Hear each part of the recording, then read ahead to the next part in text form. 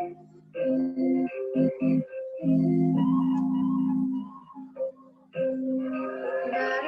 dancing in the sky, spreading wings, flying high.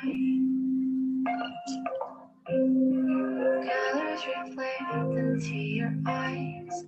Blush, baby, blush.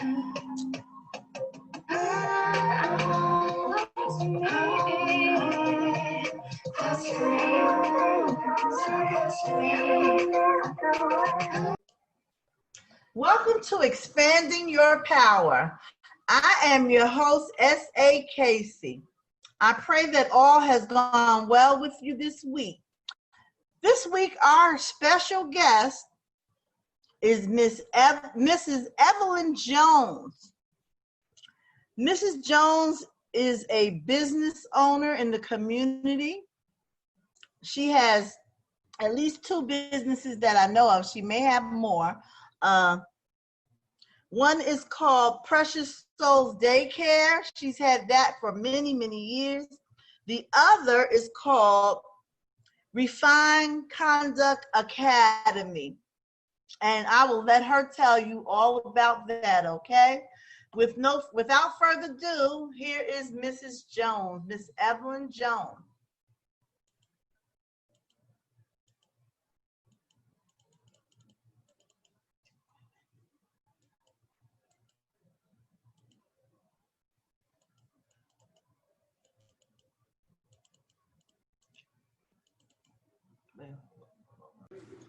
Okay, welcome, Miss Evelyn. How are you? I'm well. How are you? Good. Can you tell our audience what all about you? Who you are? What you do? Well, I'm not this great important person, but what I do is I like to be an advocate for our community here in Tucson, and I have 2 businesses. I have Precious Souls Childcare and Etiquette classes that I've had and operated for the past 17 years. And for the last 14 months, I have a new business called RCA. It's the Refined Conduct Academy. And what I was hoping to do with that through the God-given vision that he had put in my heart, and I still have a heartbeat for it, and that is to have different groups and classes and workshops and things like that to help enhance our productive relationships with one another.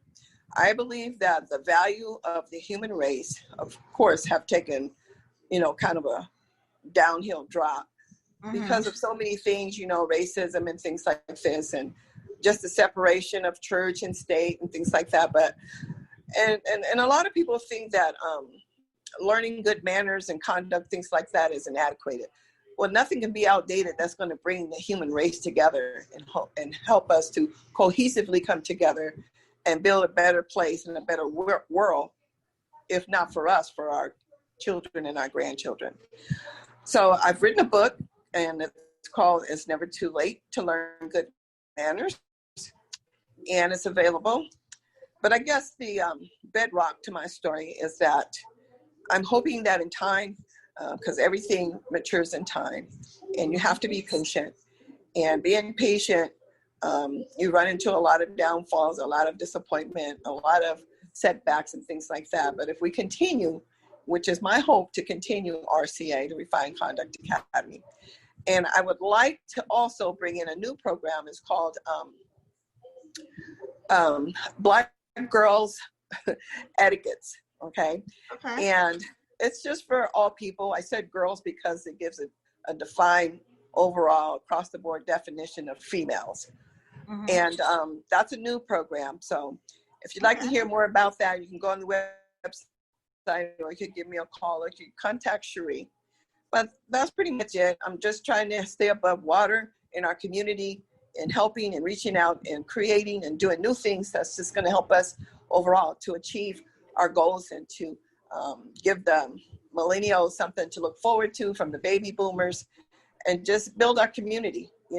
It's important that we connect with one another and do what Cherie is doing, so that we can all have a part, an equal part, and doing our part in helping our community and helping our children and helping ourselves as well. So I thank you so much. Like I said, I'm not this great important person, Well, but I hope that I can give value to other people, and I hope that in the near future that maybe you guys can visit RCA. Maybe you could sign up for a few classes, and like I say, you can get more details and more information if you go on the website, and that's www.refinedconductacademy.com.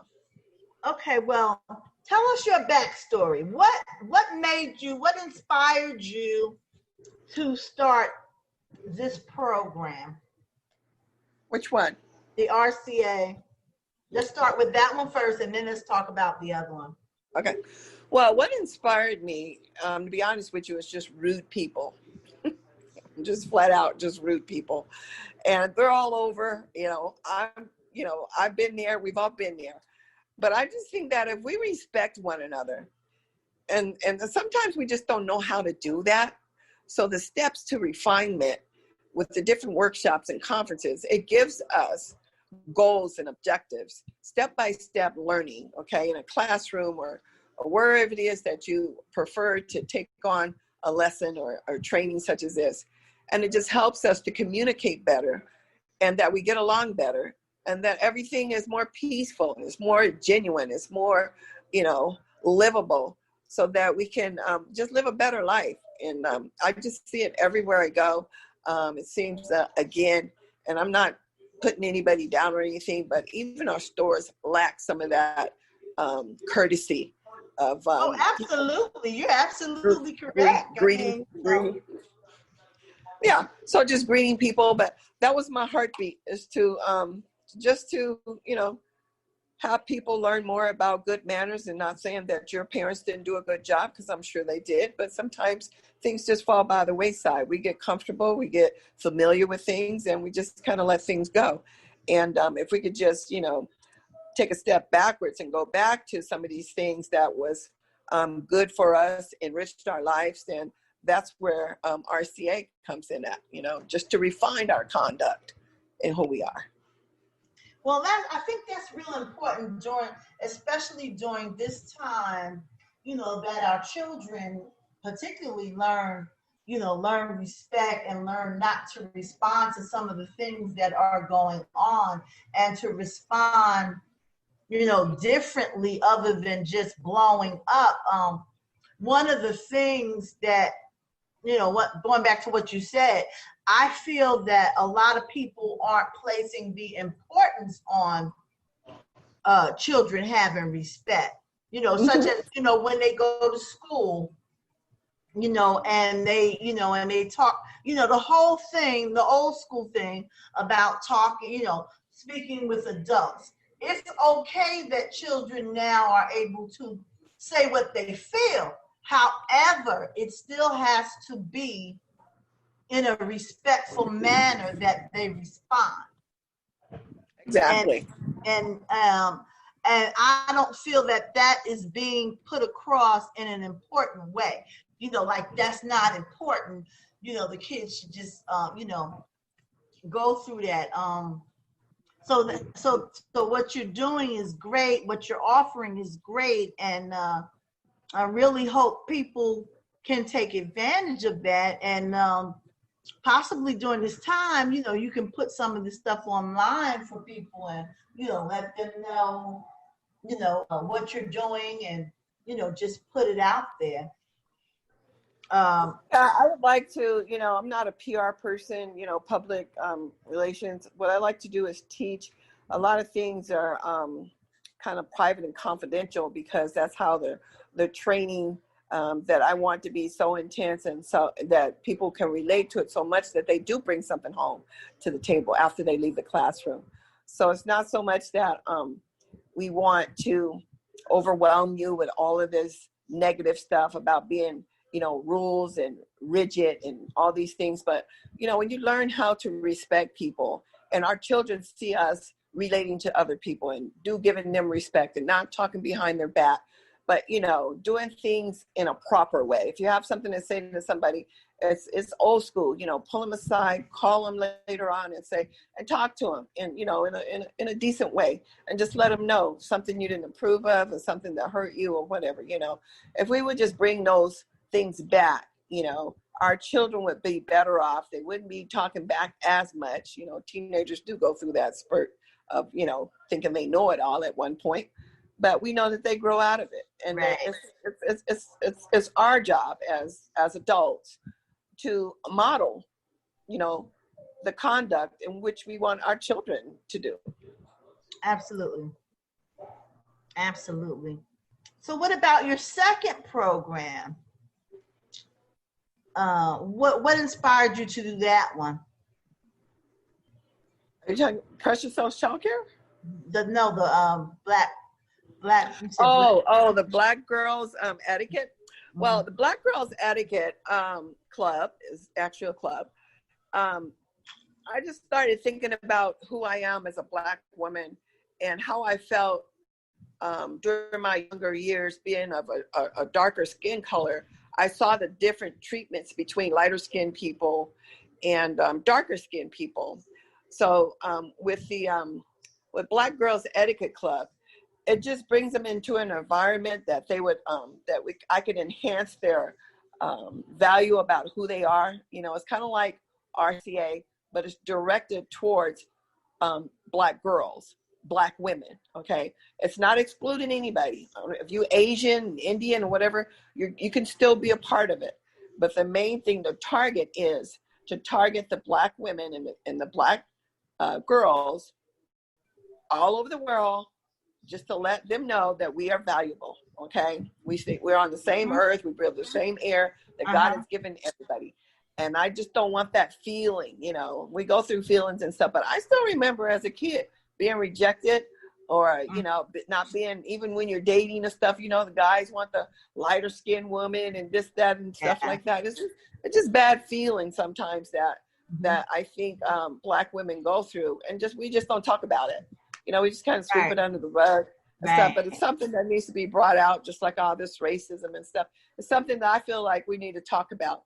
And I'm sure that the young ladies out there, the young girls, and maybe, you know, some women, they have a say in it too. And I'm open to it. I want to hear it, because, you know, we need a resolution, and we need all of us to come together and bring something to the table that's going to help us overcome that. So that's what it is. You know, Black Girls Etiquette Club.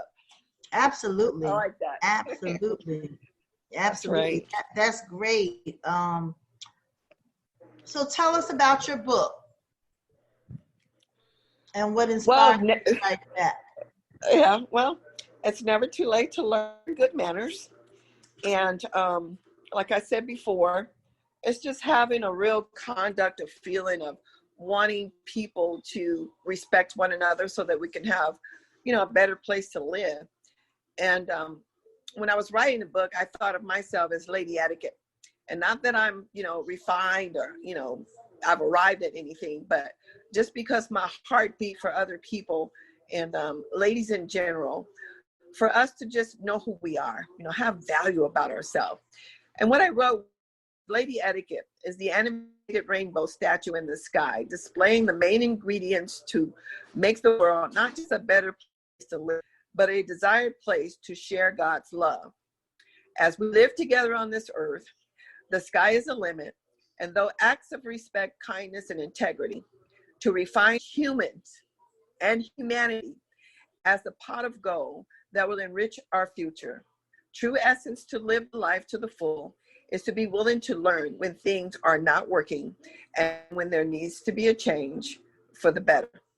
And I believe that, you know, in the book, I talk about several topics, you know, and it's not just boring things that you think like, you know, what we got to learn about manners and things like that. You have to have an open mind and be ready to learn things. You know, you read the introduction and you move on. You say, well, what does this lady have to say about manners? You know, it's the responsibility of humanity to show respect. You know, that's chapter 1. And then when you go into chapter 2, and I have pictures, so it's not, you know, you're not just reading, but there are pictures.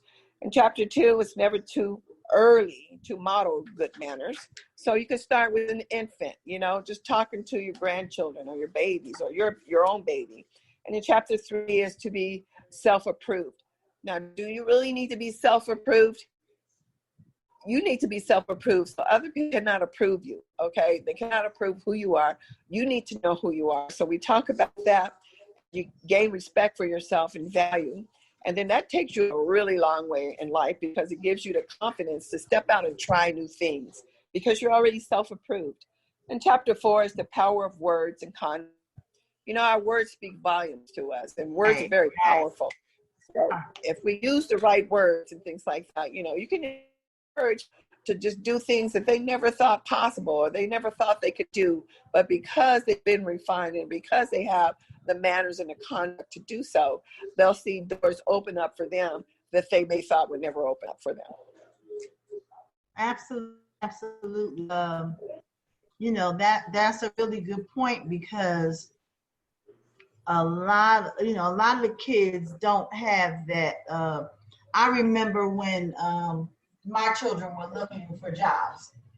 Mm-hmm. I sat them down and went through the whole process with them.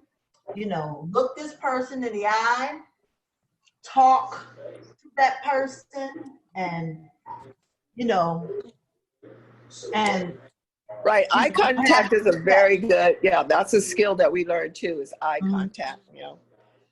And a lot of kids don't do that. You know, a lot of adults don't do that. And that's how they lose, you know, they lose a lot of jobs. They don't get hired because people say if they can't look at me, you know, then, you know, I'm not going to hire them.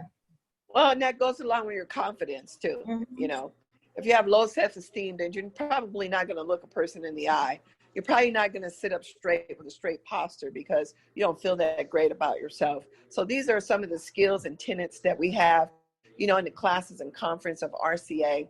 And in the book as well, I talk a lot about that. You know, in chapter 5, it says success is when you learn the right thing to do and the right way to do it. Because sometimes we think it's the right thing to do, but how do I go about doing that? Like, what's the first step?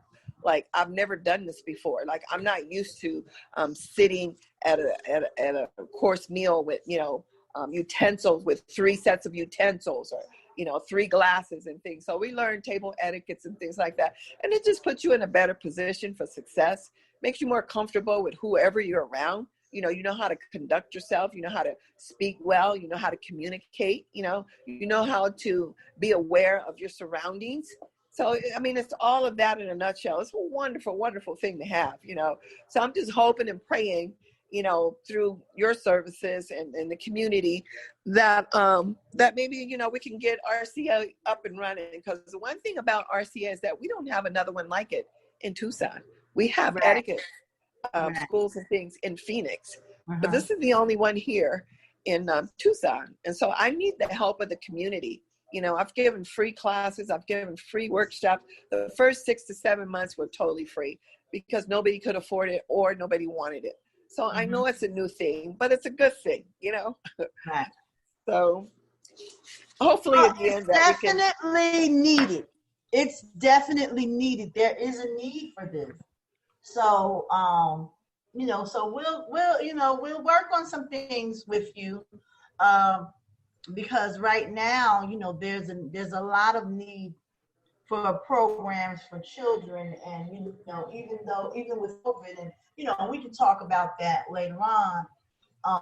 There's a lot of things that other things that you can do, you know, to get it going.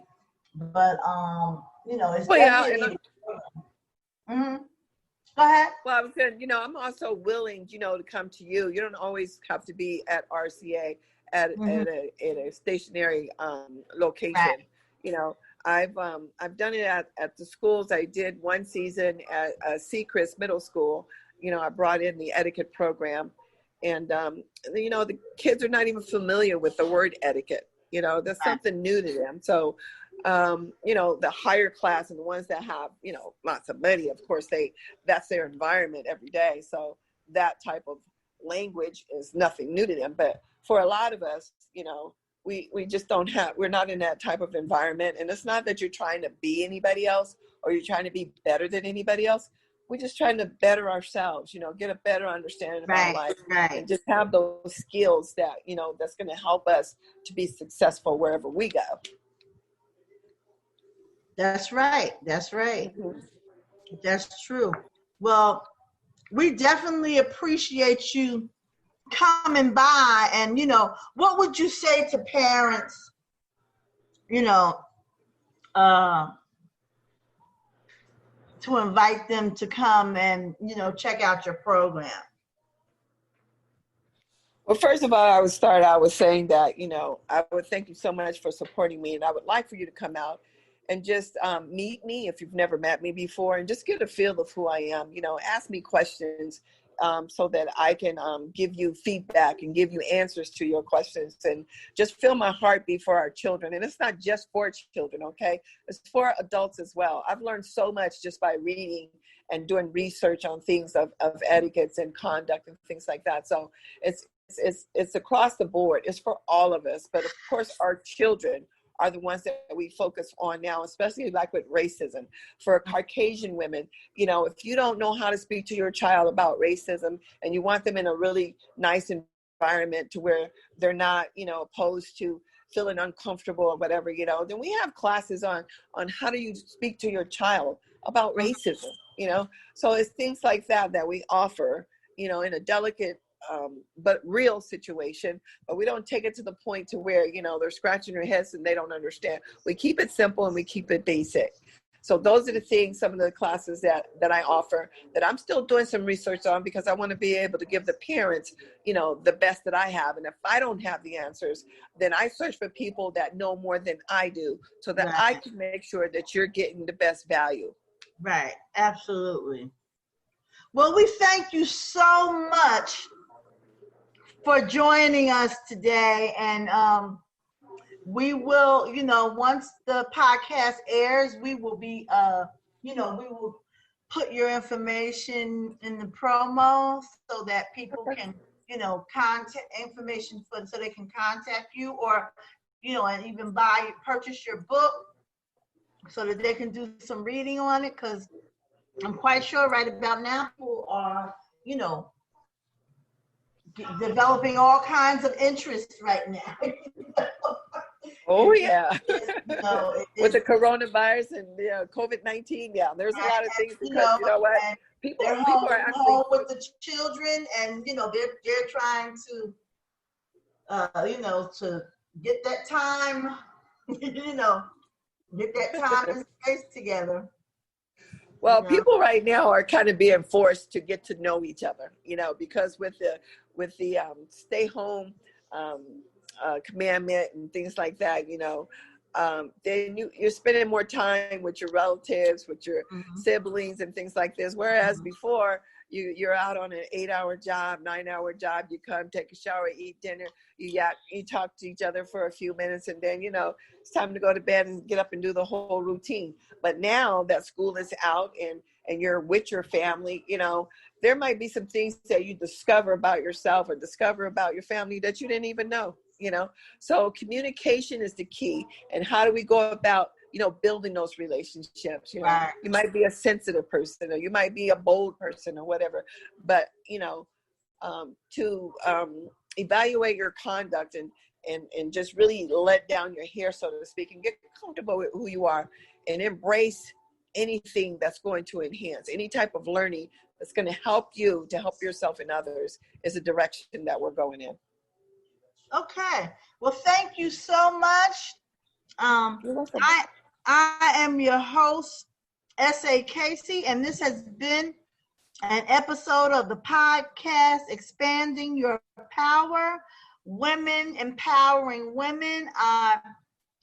This was some good information. Her information will be available for you to connect with. So we thank you very much, Miss Evelyn, for speaking with us today. And we'll see you next time.